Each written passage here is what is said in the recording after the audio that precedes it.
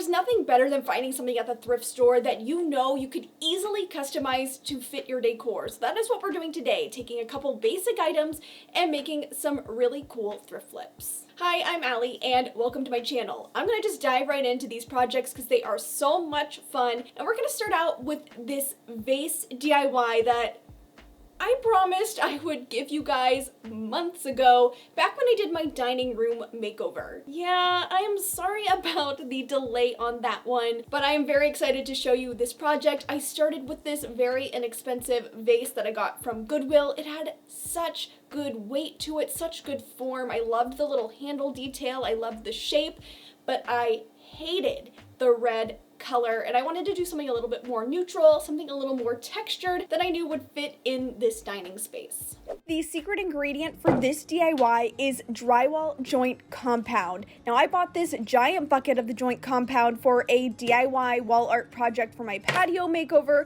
and I've been slowly trying to use it up and get the most for my money out of it. This is basically going to act as texturizer for this vase that we are making over. So I added in some paint in colors of my choice and mixed those up and then began applying it onto the vase.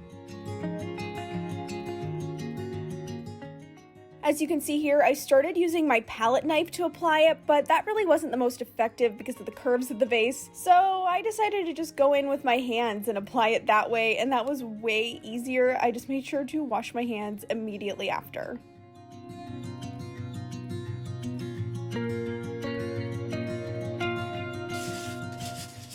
Now you have to let that joint compound paint mixture dry for 24 hours before moving on, and then I used a light grit sandpaper and I sanded down the entire vase.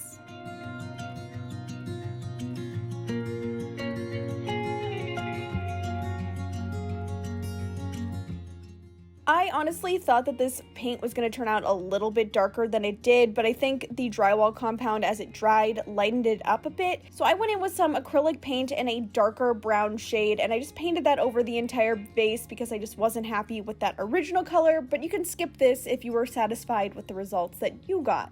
Now once that next layer of paint was dry, I went in with some more joint compound, some white, and a tiny bit of some off-white acrylic paint, and I mixed those up. And then I applied it to the vase, first a little bit with a palette knife, and then I went in with a foam brush. This was the easiest way to apply this layer. And you can see me here using a damp paper towel to kind of rub away some of the areas of the white paint so that brown still shows through a little bit. But I really didn't try too hard to bring out too much of the brown. I just wanted this white to almost look like a nice glaze over top of the brown stoneware. And then as you see here, I wanted to leave a little bit on the bottom exposed like this. This way it would look more like an authentic pottery piece.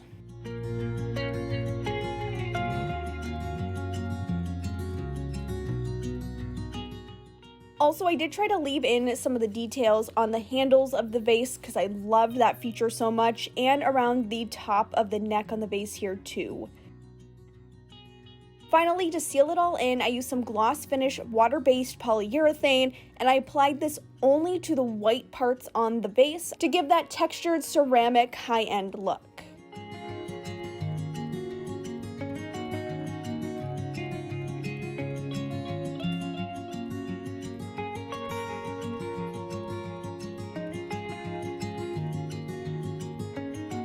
This next item is super unique and an awesome find at the thrift store. I was looking through the dinnerware section and I came across this plate that had this lovely rattan detail around the edges. I'm obsessed with rattan. I love the trend. I hope it never goes away, and I knew that I could make a really fun DIY with this, and it's actually a very simple project, so I'm going to jump in and show you how I transformed this plate into something that could be used for your home decor instead of dinnerware.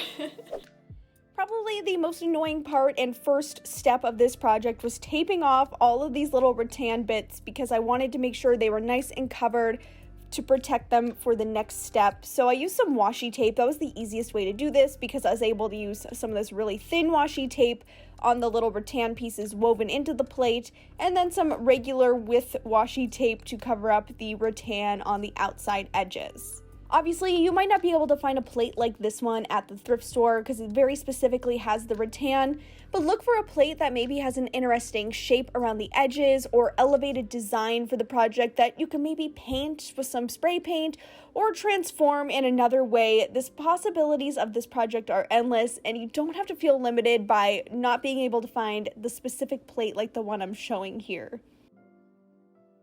Next, I'm going to give the entire plate a coat of this bleached stone effect spray paint by Rust-Oleum. I absolutely love this. It is a little bit pricey for one of these cans. However, it does go a long way as long as you follow the proper care of keeping the nozzle clean after you're done spray painting, which is all detailed out on the side of the can because this stuff does clog and you will ruin a great can of spray paint of the stone effect kind if you don't do that.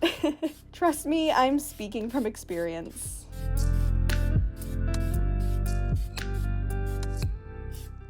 While I left that spray paint to dry, I'm using some of these wood rounds. These little plaques are from Hobby Lobby. They come in, I think, a set of 4 or 5, and I'm using 3 of them, and some wood glue, and I'm sandwiching them together because this is going to form a base for this plate to create a nice little pedestal, kind of cake stand sort of look that will elevate your decor quite literally.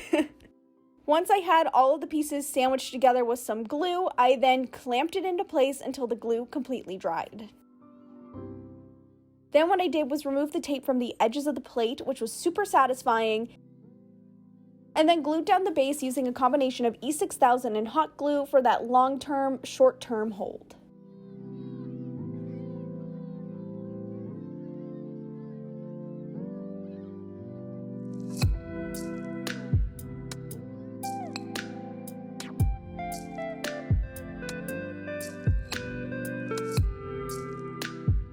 If you're enjoying this video so far, don't forget to give it a like. That really helps me know that you're enjoying this type of videos, you want to see more thrift flips, and it tells YouTube to share this video with even more people because I really want to make this year the year that I grow this amazing community we have here on I'm Alli DIY. Also, if you have any name suggestions for like our little community, and if you want to drop those down in the comments, I would love your input so we can kind of have something to call ourselves here.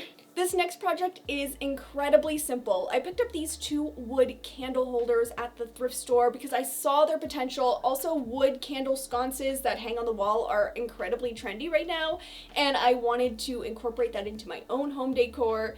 So I loved these pieces, and I'm going to do something incredibly simple to show you that DIY projects and thrift flips don't have to be complicated in order to completely transform an object. First up, these candle holders needed a really good clean. I definitely recommend using soap and water, but I was being a little bit lazy, so I used these Wet One wipes, and they did work fine. I figured it'd be okay even if it left a little bit of a soapy residue because I planned to sand them down anyway, which is exactly what I did. I started with a 120 grit sandpaper, and I sanded the entire surface of both of these candlesticks like so.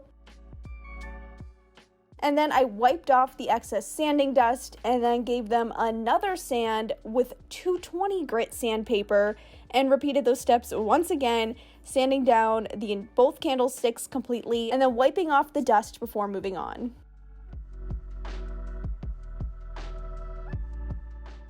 I love picking up color samples at the hardware store. It's a great way to get a custom paint mix and great for projects like this. This is Valspar's Peppercorn. I use this color on my dining room chairs and I just love it. It's a nice charcoal gray color and it dries a little bit darker than what you see here for a fabulous effect, and this is in a satin finish.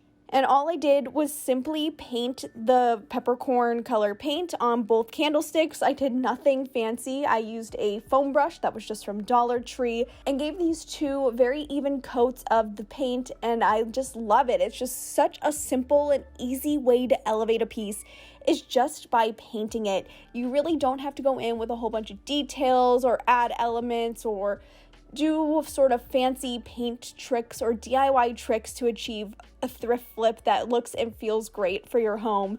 And I'm so excited to give these a permanent location, hopefully in a future makeover that's coming up on my channel. And I'm just really, really happy with the simplicity of this. And it just goes to show you that DIYs do not have to be complicated.